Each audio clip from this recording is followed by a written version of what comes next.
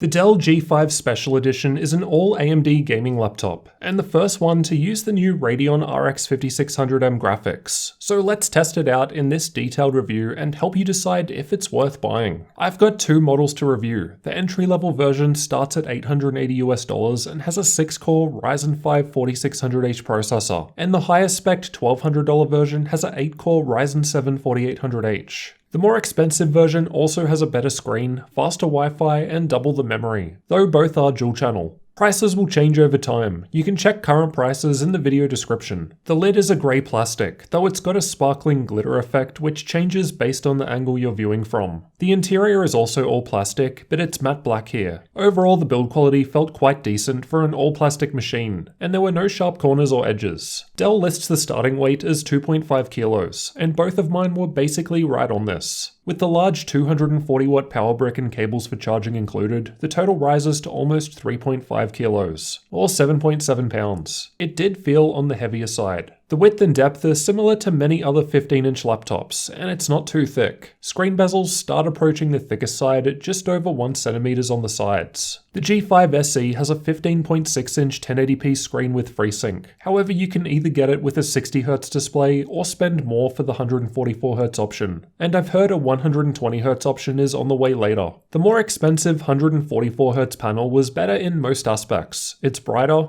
though still below the 300 nits I like to see. It's got better color gamut, and of course higher refresh rate. When we look at the screen response time for the 60Hz panel, we're looking at 22.5 milliseconds, the worst I've tested so far.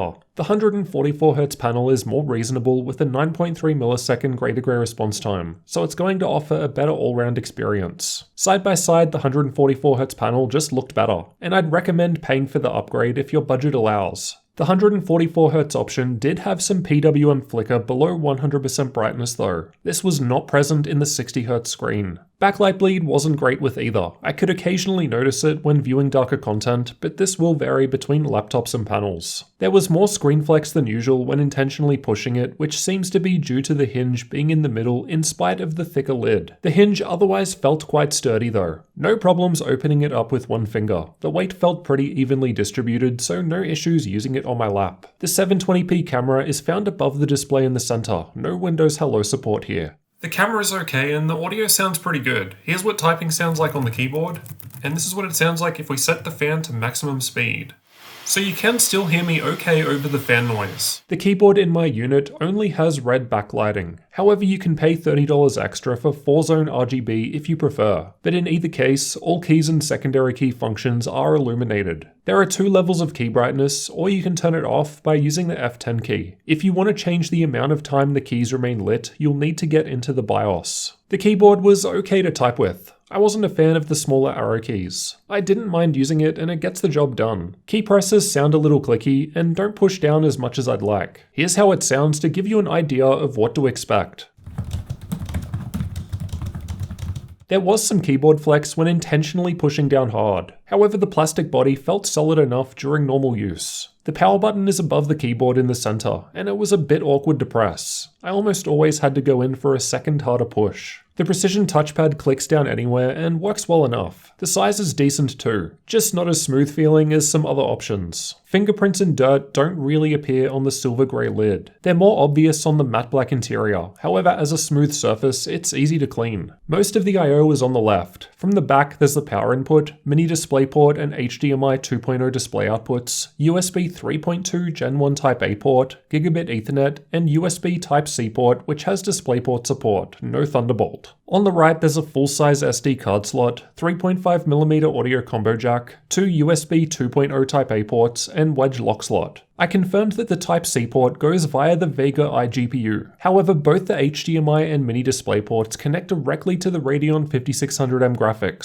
so VR is possible. The back has a couple of air exhaust vents towards the corners, while there's nothing happening on the front. Underneath there are some air intake vents above the fans. There are 10 Phillips head screws to remove to get inside. The 4 at the back don't come out of the panel. Inside we've got a 2.5-inch drive bay down the bottom left. However, it looks like in order to utilize this space, you'll have to sacrifice one of the M.2 slots. There are 2 memory slots, and I've got to give props to Dell for shipping all models with dual channel regardless of price point. Otherwise, Wi-Fi card just below that and battery down the bottom. The internal layout is also exactly the same regardless of which specs you get. Here's what the bottom panel looks like, so some heat shields and dust filters on the intake. The speakers are found on the left and right sides towards the front, and they didn't sound great. Minimal bass and tinny. However, they did get very loud at maximum volume. The latency mod results in the cheaper model were fine, but not looking good in the more expensive config. Both of my G5s had the 3-cell 51Wh battery. However, the most expensive option in the US lets you upgrade to a 4-cell 68Wh battery for $50 extra, but I suspect that will take out the 2.5-inch drive bay. I've tested battery life with the screen brightness at 50%, background apps disabled, and keyboard lighting off. While running The Witcher 3, both didn't surpass 20 FPS, whereas most other laptops I test are able to run at 30 FPS and above no problem on battery. Outside of gaming, the lower spec 4600H laptop lasted for 45 minutes longer in my YouTube playback test, presumably as lower specs equals lower power draw. Next, let's get into the thermal testing. I'll summarize results here. Check the links in the description if you want in-depth thermal testing results for both G5s I've tested. The Alienware Command Center software doesn't offer much in the way of customization. Your best bet is to press the G key or F7, which enables or disables high performance mode. The G5 SE features AMD Smart Shift, which dynamically allocates power to the processor or graphics as needed based on the workload, which should help improve performance. Basically, the G5 SE runs hot. Interestingly, the cheaper and lower spec 4600H model reaches higher temperatures, but this is a result of the way Smart Shift works. I've got a link in the description explaining this further. Basically, the 4600H has fewer cores, so needs less power to hit higher clock speeds, and more power can be sent over to the GPU. Despite the temperatures being high, the performance is in general quite good, especially when you consider that the Ryzen 5 4600H can outperform an undervolted i7 10750H, while generally costing less money. As for the external temperatures where you'll actually be putting your hands, both were above average at idle and a bit warm, but no issue. When running CPU plus GPU stress tests in high performance mode, so a worst case, they did feel quite warm, almost hot to the touch in the middle. Let's have a listen to the fans.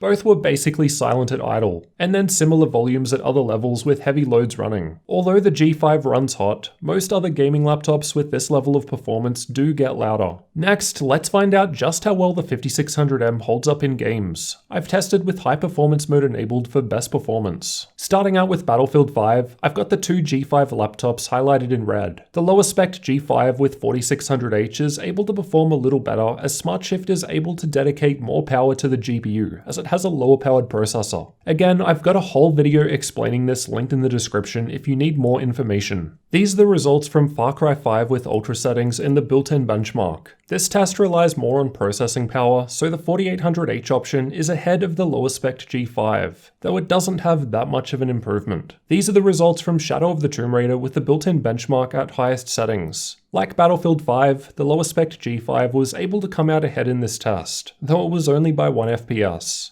And for reference, the higher spec G5 does do better at lower setting levels. If you're after more gaming benchmarks, check the links in the description where I've tested 20 plus games in total on these laptops. Overall, the gaming performance was decent from the 5600M. In general, it outperforms the Nvidia GTX 1660 Ti. However, the RTX 2060 does better. In terms of driver stability, I didn't have any problems. A few games opened on the Vega iGPU by default, but that's easy to fix by setting the game to high performance mode in Windows. Hopefully this improves with software updates. Now for the benchmarking tools. I've tested Heaven, Valley, and Superposition from Unigine, as well as Firestrike and TimeSpy from 3D Mark. In most of these cases, the lower spec G5 was able to pull ahead at higher settings, like we saw in the games. I've used Adobe Premiere to export one of my laptop review videos at 4K, and the higher spec G5 wasn't doing too much better than the lower spec. It seems like Adobe needs to better optimize for Radeon graphics, as lower powered Nvidia options perform better here.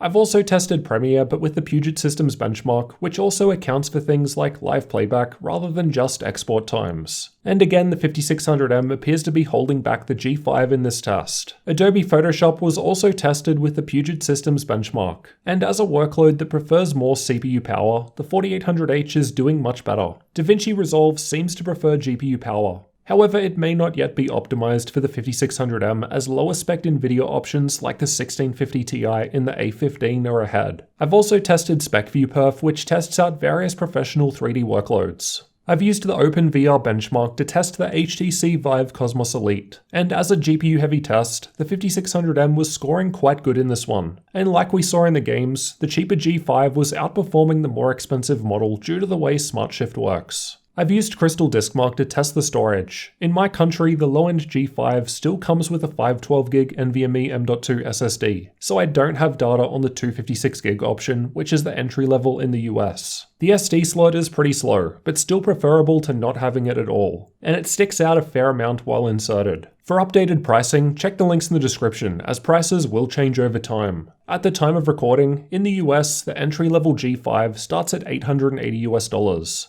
while the Ryzen 7 4800H model starts at $1,200 US. But Dell do regularly run sales throughout the year, so keep an eye on their site. With all of that in mind, let's conclude by summarizing the good and bad aspects of the all AMD Dell G5 SE gaming laptop. Overall, I think the G5 SE is offering some good gaming performance at the entry-level price point. As you're getting the 5600M graphics and dual-channel memory regardless of price, you don't have to spend more to get a good gaming experience. And as we saw, in fact the lower spec and cheaper config could actually outperform the higher spec and more expensive config in games at higher setting levels. In order to do this, however, the G5 does run quite hot. It's the hottest laptop I've tested in recent memory. While the temperatures are technically within AMD spec, it's impossible to guess at how this may affect the longevity of other components within the device. But Dell is seemingly okay with 100-degree internals, so we can only assume they've run the appropriate tests regardless of how you may feel about seeing a higher number.